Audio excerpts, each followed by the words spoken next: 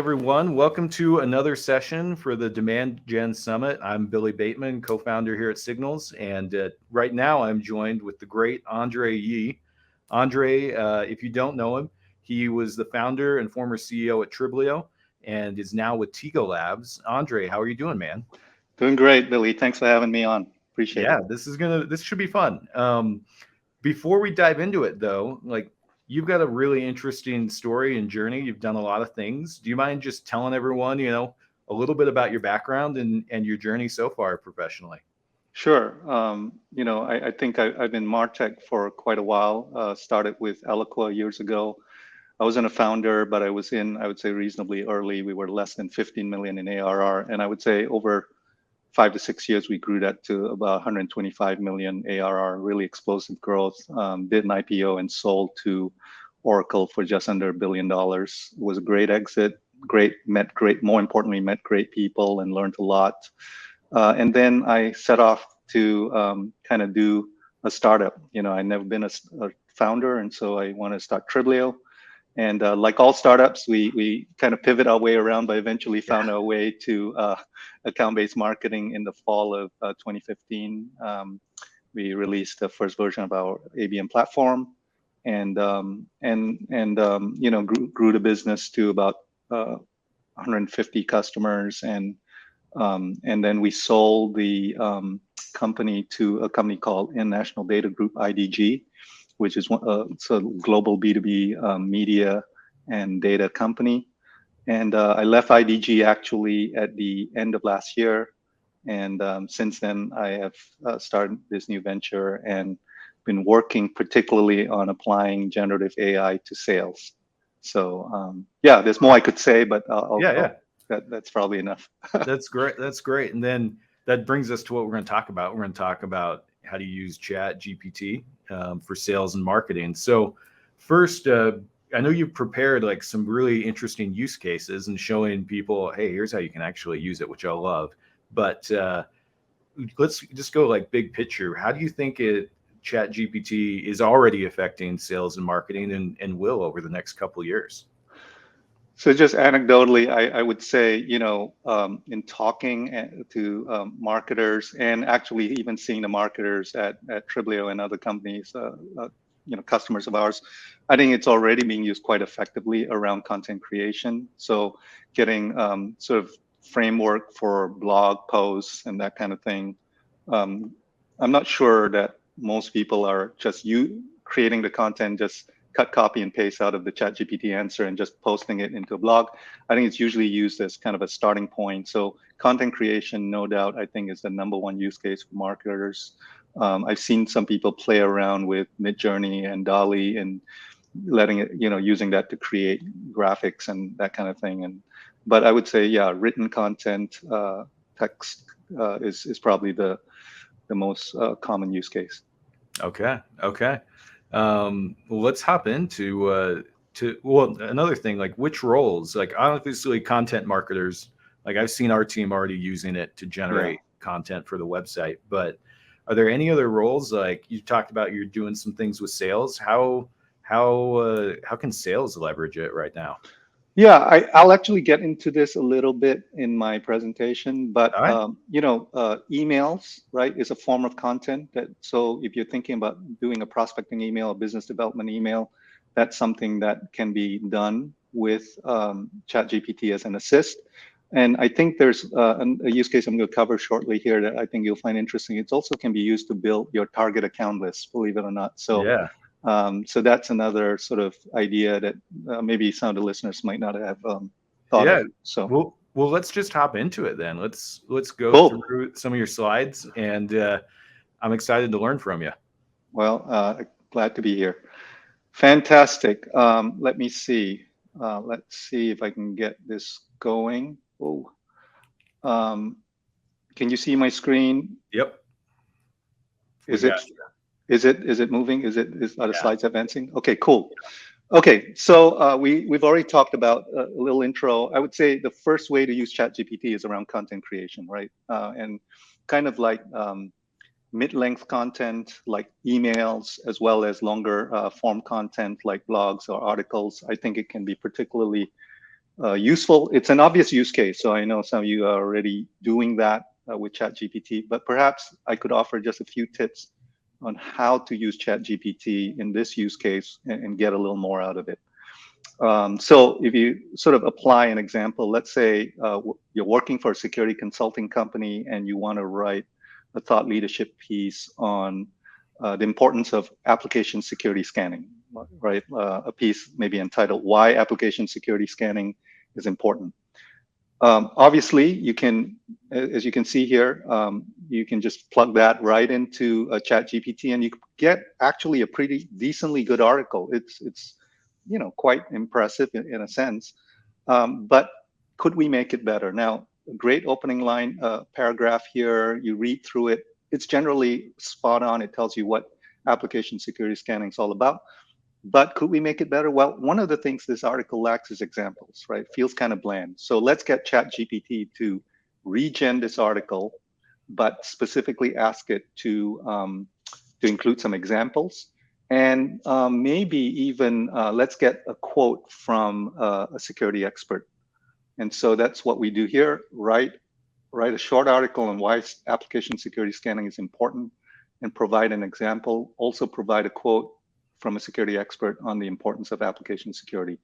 And as you can see, it generates this article. And by the way, the reason why I'm using screenshots instead of actually going to ChatGPT is because I found ChatGPT to be slow in a sense. It takes time to sort of process. And if you've used it, you know what I mean. And sometimes it can be a little unpredictable.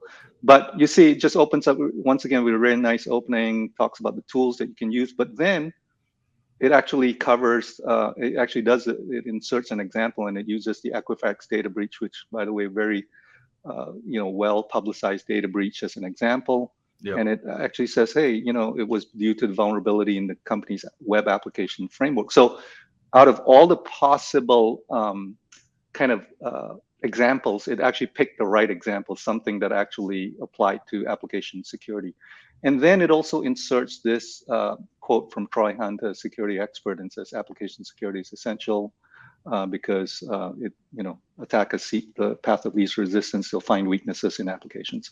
So right off the bat, just by simply sort of being more directive, if you would, being more descriptive in your prompt, asking for a quote, asking for an example, you really get a richer article, and it's really the kind of article a really good human writer might construct, right? And so the lesson here is be descriptive in what you want in your prompt.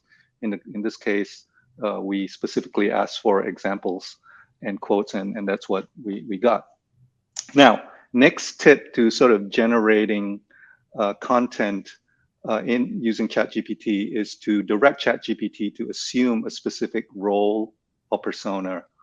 Okay. And in this example, it's a little bit of a lark lily. In this example, I say assume the role of a witty and sarcastic security expert and explain why application security scanning is so important. I did this on purpose because I wanted a very explicit example, if you would, about how simply by saying you're witty and sarcastic, look at the opening line, right? This is ChatGPT's attempt at being sarcastic. I'll leave it to you whether you think it actually succeeded in sarcasm, but the point is that the point is that by having ChatGPT assume a role of a particular, assume a role or a persona or a personality, you can really affect the tone. So the first tip was more about the substance, but this is more about the tone of the content, right? And so you can see right away how that can affect the tone. Well, what I like about this is, I've used ChatGPT and it always kind of comes out very bland. It's, like very average, which makes sense for what it is, but this gives it a little bit of personality and voice, and it doesn't sound as much like, hey, the computer just came up with this for me. Yep, exactly. So, and I think it'll only get better over the years. I think it'll be more nuanced and that kind of thing. So, that's about assuming the role, instructing ChatGPT to assume a role. What else can you do? Well, you can actually create more precision in content by introducing or being very explicit about who that content is targeted to for, right? So in this next example, it involves writing an email invitation to a lunch and learn on the importance of application security. So keeping the same theme, it's held in Founding Farmers in Reston, Virginia at noon, May 5th. But we specifically say the audience is chief information officers, right? And as you can see, it actually produced, I would say, a pretty good email invitation. I mean,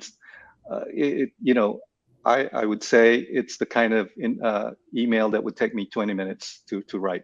Yeah. Just but more than that, it actually tries to call out like, hey, this event is specifically designed for chief information officers like you.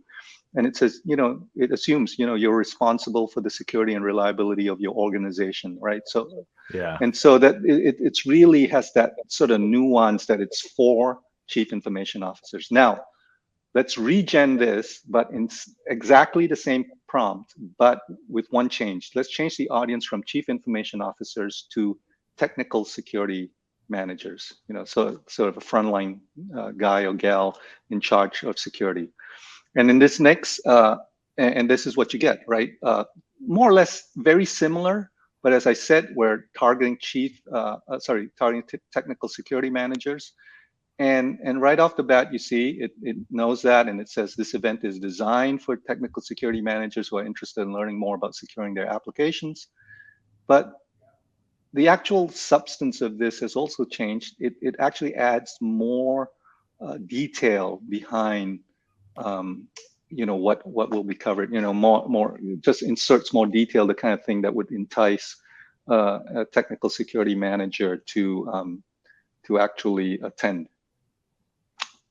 I like it. Yeah. So that's essentially the use cases around the examples around content creation. So around content creation, here are my prompt tips.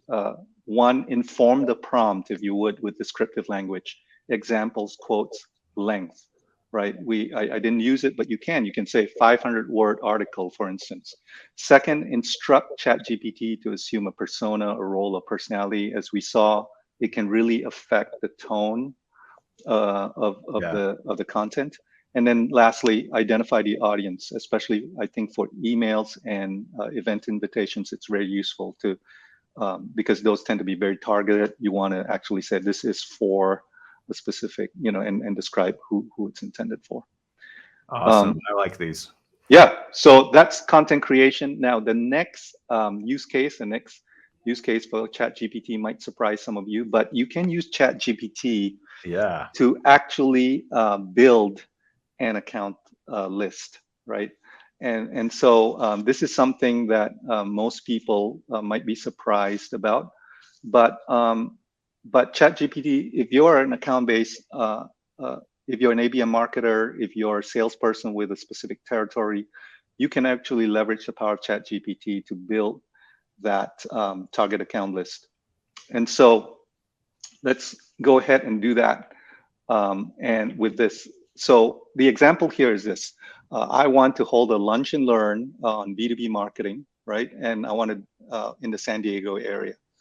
And so this is the prompt that there were a few iterations, and I'll explain in a little while why the prompt is structured this way. But there were a few iterations, but this prompt says from now on, you are to take the role of B2B marketer. So first of all, I used the tip I gave earlier. Yep. Assume the role. And it says it's essential that you complete the task I'm about to give to you. Please provide a list of companies, 50 or more employees who would be interested in B2B marketing lunch and learn from the San Diego area. We have 50 spots available.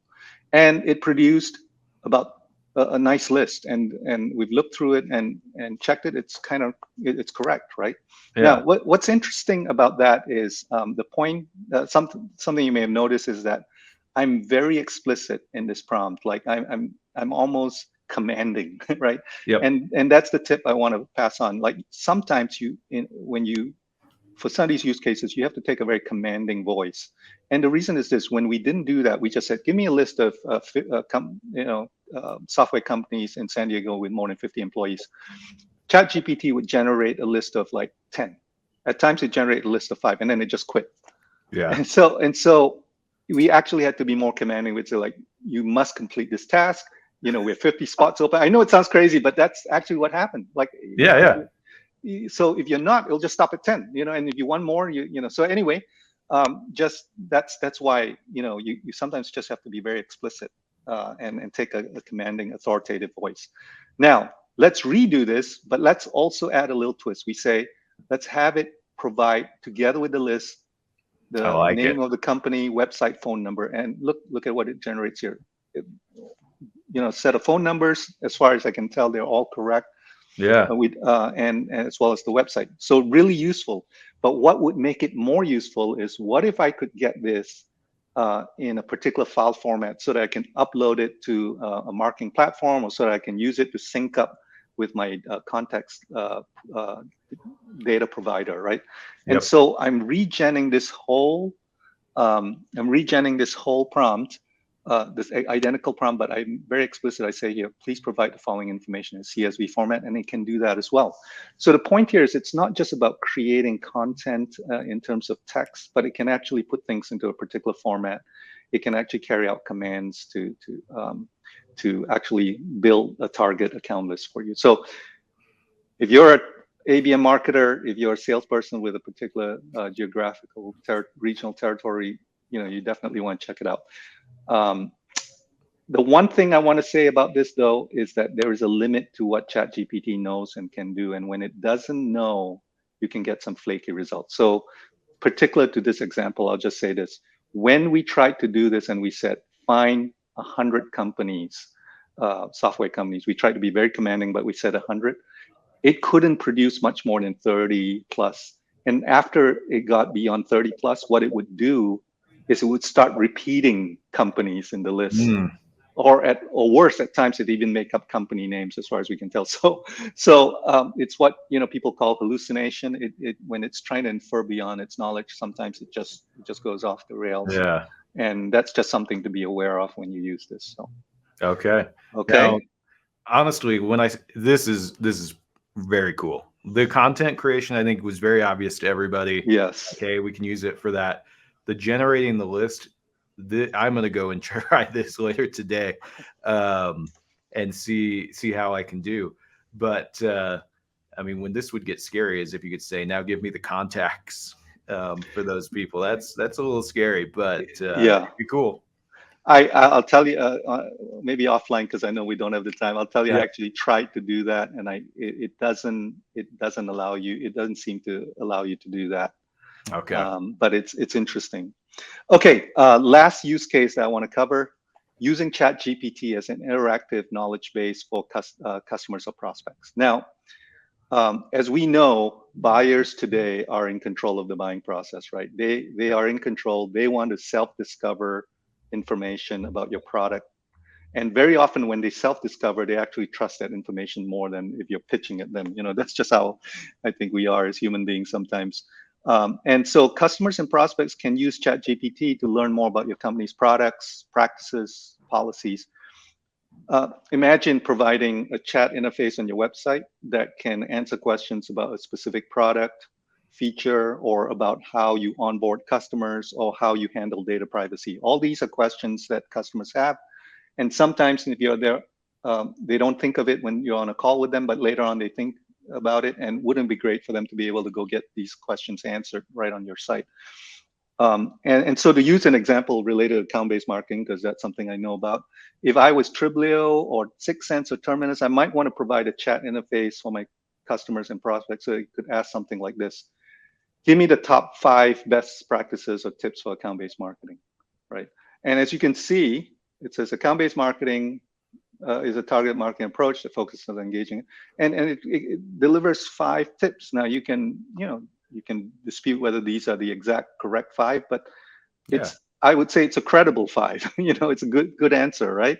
Yep. Not a bad answer at all. And so creating this chat interface using Chat GPT could allow your customers and prospects to self-discover new product features or best practices and that kind of thing. Except I would say there's a slight problem. which is ChatGPT has been trained on publicly available content, Yeah. but it doesn't have some of your corporate specific information. For example, it doesn't have details about your product, it doesn't have details about your policies, for instance, your privacy policy.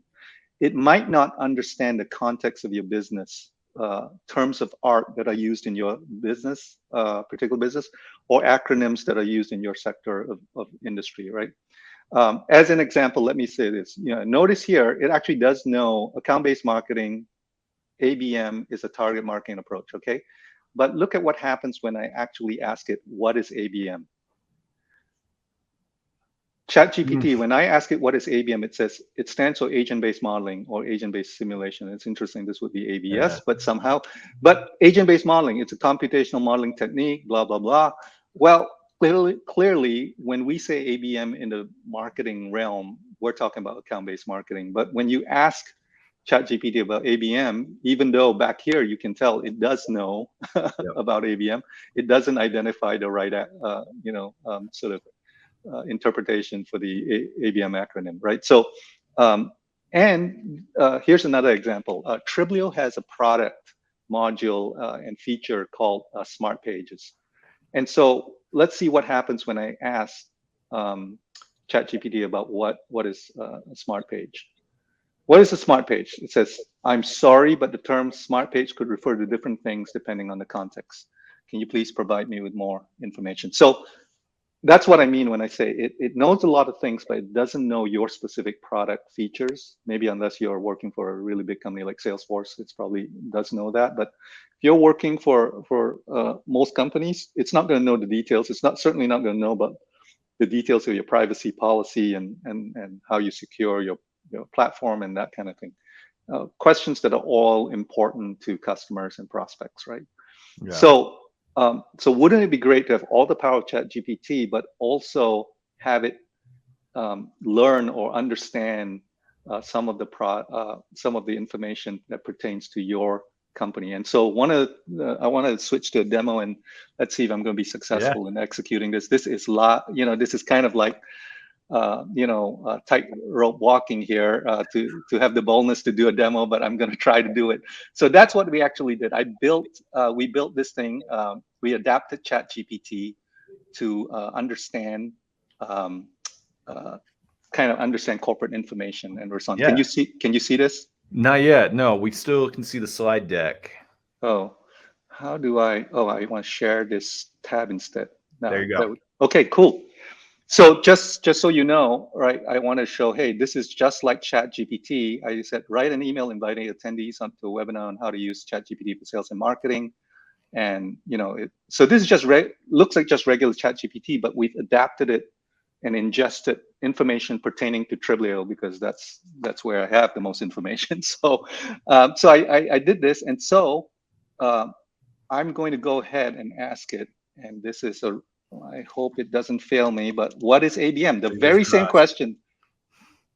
same question we just asked. Let's see how it does. Oh boy, there we go. So it's working on it. Now, one of the things I want to say is this, it's kind of slow, and this has less to do about what I'm doing, but this is what I meant when I said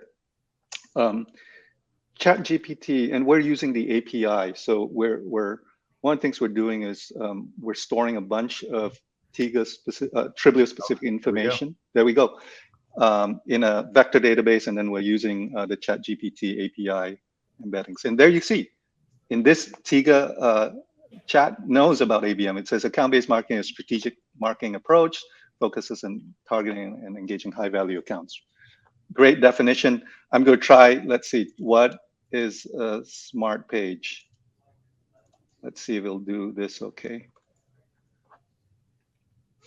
All right. So you're essentially just plugging in your corporate information into ChatGPT, and then it becomes a more specialized chatbot to your business. Yeah, what you really have to do is to use what's known as embeddings with ChatGPT and an API with API access, and you store your information in a vector database, and then essentially, if it can get an answer that if you ask a question that pertains to your company, it'll go and hit that database matching it to the most appropriate answer. In other words, it just works just like ChatGPT, but there's this sort of side database of information that it can also leverage.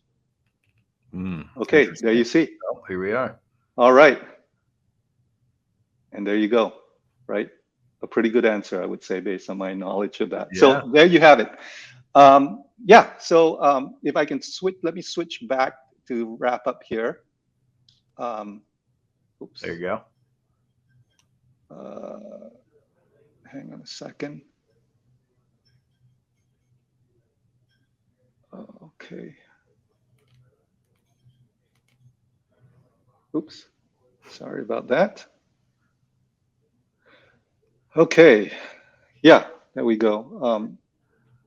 So key takeaways, ChatGPT for content creation, inform the prompt with descriptive language, instruct GPT to assume the role, persona, personality, to set the tone, identify your audience to create more precise target content. The building of the target account list, the thing to note here, you have to use a more authoritative voice at times to get it to complete, but you can do things like put it into a CSV format, which is kind of cool. And then the ChatGPT for interactive knowledge base, allows customers to self-discover information, but you have to be able to adapt it to your corporate specific information. We've done it with some of the tooling that we've done at TIGA, and happy to chat with anyone who's interested in learning more. I'd love to continue conversation. So, Yeah. you can reach me at the TIGA Labs or connect with me on LinkedIn. So. Okay. Awesome, Andre. Thank you so much. This has been awesome. Like, especially, I love the building a list. I had never even thought about having ChatGPT do that at all. I love that idea. And then your chatbot that you built with it, that's very cool. So thank you so much for sharing with us. And then for everyone watching, if you want to continue the conversation, reach out to Andre. He's the man, super nice. And yeah, thank you again. Great. Thanks for having me.